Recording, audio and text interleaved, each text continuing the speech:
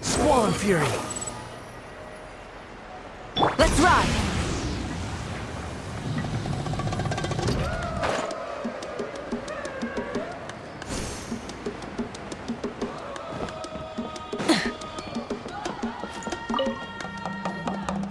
Huni, what were you thinking going out by yourself?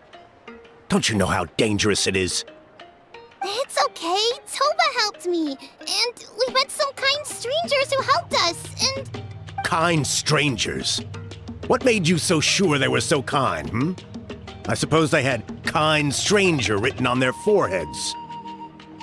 Yeah, actually, they did. In big, bold letters. Don't talk back to me. The Mountain King problem still hasn't been solved. What would I do if I lost you, too? No dinner for you tonight. They were good people, Dad. Dinner or no dinner. Hello again, Huni. It's Miss Paimon and Miss Traveler. Dad, it's them. They're the ones who helped me. And I promised we'd take care of them if they came to visit. Oh, so you're the kind strangers. Well, I'm Trinidad. Apparently you helped my daughter today. So if there's anything you need, just ask. As an elder of the Scions of the Canopy, I've got some influence around here.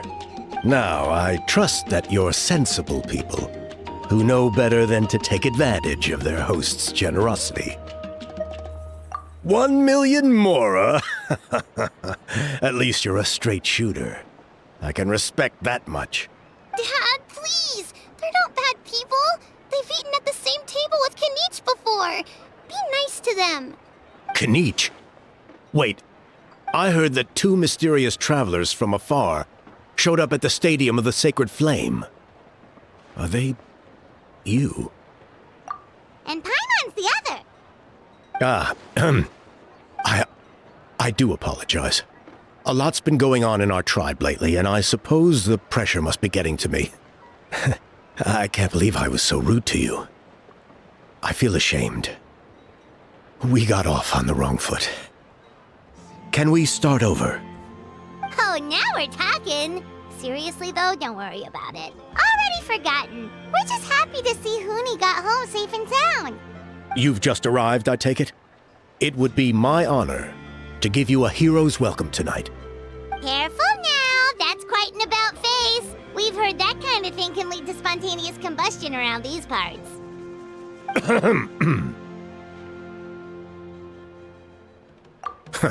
My dear traveler, you are very perceptive indeed. Go inside now, Huni. Dad's got some important business to discuss. Okay. Look after Miss Traveler and Miss Paimon. They're very special guests. Well, we'll hear you out, but we can't make any promises that we'll be able to help. This is a matter of utmost importance. Please allow me to explain. For many years, our tribe has celebrated the Turnfire Night. It is a traditional ceremony among the Scions of the Canopy, in which we remember our ancestor, Burkina, and his companion, Kangamato, the Mountain King. Burkina was a hero who bore the ancient name Malipo, and Kangamato was a powerful Yumkasor warrior. Together, they fought against the Abyss. They were victorious, but it came at a great cost. Burkina paid with his life. The Mountain King survived, but was contaminated by the Abyss, and he remains in hibernation to this day. Normally, Yumkasors never live longer than a century. It's possible that the Abyssal power is responsible for his unnaturally long lifespan. That's right. The Mountain King is a living symbol of our glory, but even this glory comes at a price. The abyssal power inside him is highly sensitive, and when it is disturbed, he awakens and flies into a blind rage, attacking anything that moves. So besides the ceremony, another important part of Turnfire Night each year is cleansing the abyssal power inside the Mountain King, so that he will remain sound asleep. However, Abyss-related incidents have been on the rise in that land lately, as I'm sure you're both aware. As a result, it has become increasingly difficult to keep the Mountain King in hibernation. Only 5 months have passed since the last Turnfire night, and he's already showing signs of instability. Has he woken up again? He has. We managed to contain the situation by performing a makeshift ceremony right away, but it was a close call. He could reawaken at any moment. Also, he attacked and wounded my companion, Nana, during the ceremony.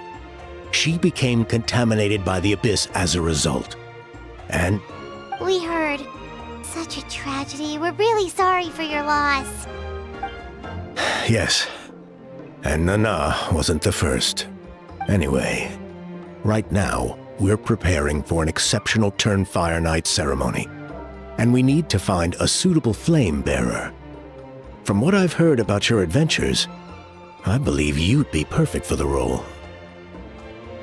Of course. Plus, he's a bona fide hero who's inherited the Malipo name. Oh, you mean Kanich? Yes, he's the one. A hero worth his weight in gold. And unfortunately for us, he's all too aware of that. No prizes for guessing what he said when I asked him to host a Turnfire night outside of the annual schedule. An exceptional ceremony? I'll have to charge an exceptional price. I swear, no other concept exists in that boy's brain. I'm not the one to usually talk about people behind their backs, but I'm convinced the Y-Up got hit on the head and took a wrong turn the day it chose to give that ancient name to him. Have you ever heard of a hero whose mantra is, "What's your asking price?" Oh, and don't get me started on that insufferable Ahau he hangs around with. Thinks he's God's gift to mankind. Pompous fool. Yeah, Paimon has to agree on that last part. Anyway, the fact is, the ceremony can just as easily be done without him, as long as we find someone else. And besides, you two seem like much better candidates, huh? So what do you think? There's only a few days left before the ceremony. We can't afford to waste what little time we have on negotiating with him. I'd much prefer if you would consider taking his place. Wonderful! I can't thank you enough. Honi was right about you. You have kindness in your hearts. Come with me to the other side of the mountain. I'll bring you up to speed on each step of the ceremony. As experienced warriors, I'm sure you'll pick it up in no time.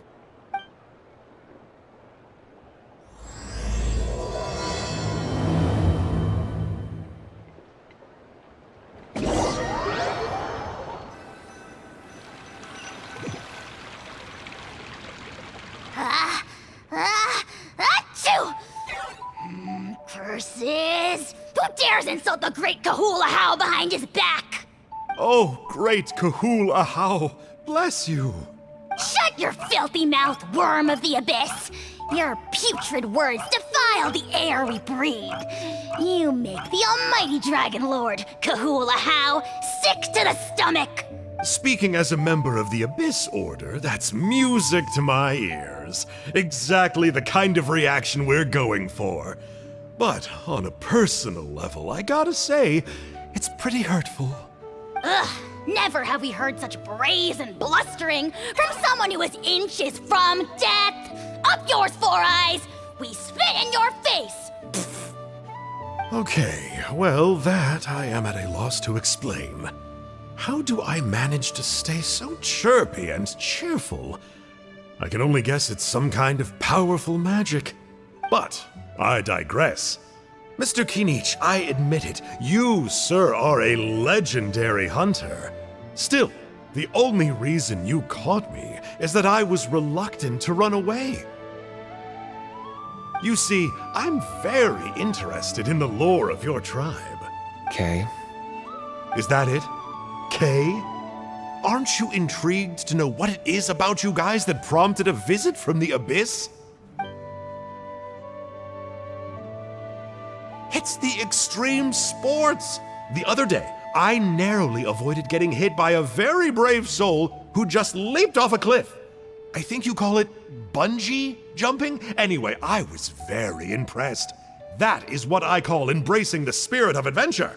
Look, I even did a painting inspired by the bravery and freedom of the Scions of the Canopy. You scum-sucking swine! I swear, if you go bungee jumping, it'll be without a rope!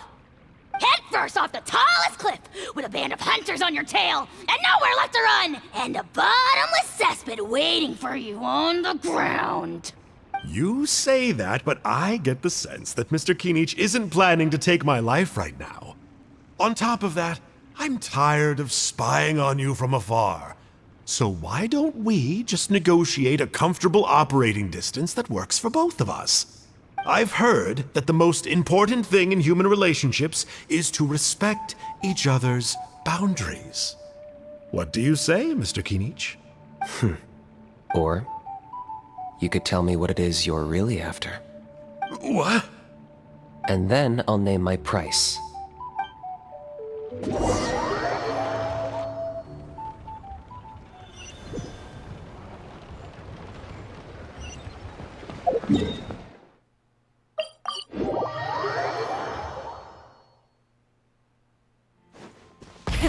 Rev the engines!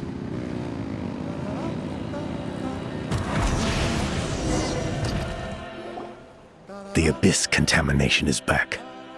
No surprises there. No doubt that explains the Mountain King's recent activity. See those torches over there? Those are sacred flame offshoots that we requested from the Stadium of the Sacred Flame. They contain the power of the Pyro Archon. Are you saying that the Sacred Flame and the Turnfire are the same thing? For ceremonial purposes, at least. Sending someone to the Night Kingdom to retrieve the legendary Turnfire isn't exactly an option. More to the point, though, the Sacred Flame is able to burn away abyssal filth. So that's why we use it in the ceremony. Gotcha! So basically, we just need to clean up the filth with the Sacred Flame. That's one part of it, yes. But the complete ceremony is a bit more complicated than that. First, the flame bearer must collect the kindling of the sacred flame from the starting point. Then use a grappling hook to fly up into the sky and light each of the sacred flame pillars. Then they must go down into the canyon, all the way to the cave where the Mountain King slumbers, lighting braziers and the final altar along the way. The most skilled flame bearers can accomplish all of this without touching the ground once. As much as I hate to admit it, Kinich is capable of this. Wow! He can do all that flying without ever falling to the ground? Well, of course Paimon can. It'd be much harder for you guys. Ha! Well, don't worry. It's not a requirement of the ceremony. You're allowed to touch the ground. The only thing you're not allowed to do is turn back. The flame bearer must always keep moving forward. You can't skip a pillar, then come back to it after lighting the next one. To do so would be to disrespect our ancestors. So, what actually happens if you do turn back? Surely the fires don't just go out. Well, if you're not careful, you might get burned. What about today then? Does the same rule apply? Oh no, don't worry. Today is just a practice. The order doesn't matter. You just need to take the sacred flame, cleanse the filth, then go light all the braziers. Are you ready? I'll repeat the key points again. Gather the kindling, cleanse the filth, and light all the braziers. I'll wait for you at the end.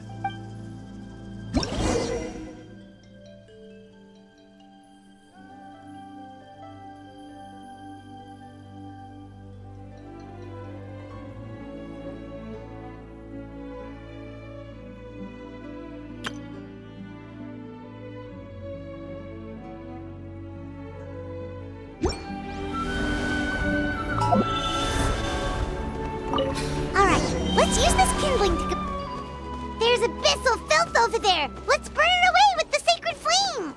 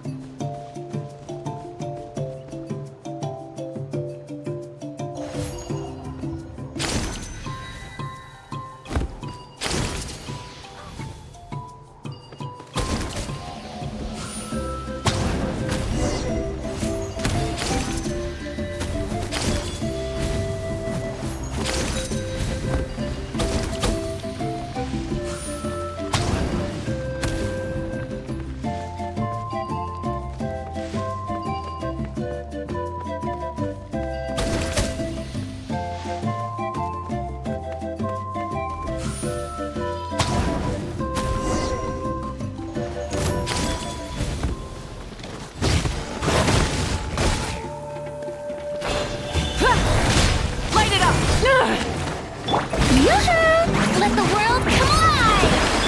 The doctor will see!